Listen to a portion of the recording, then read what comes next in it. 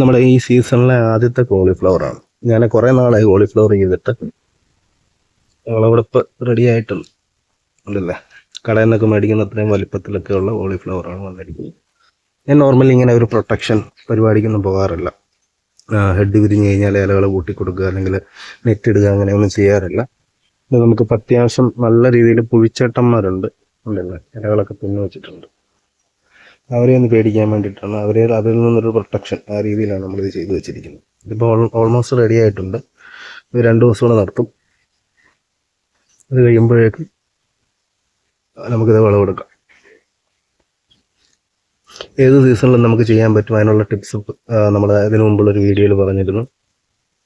Okay, thank you.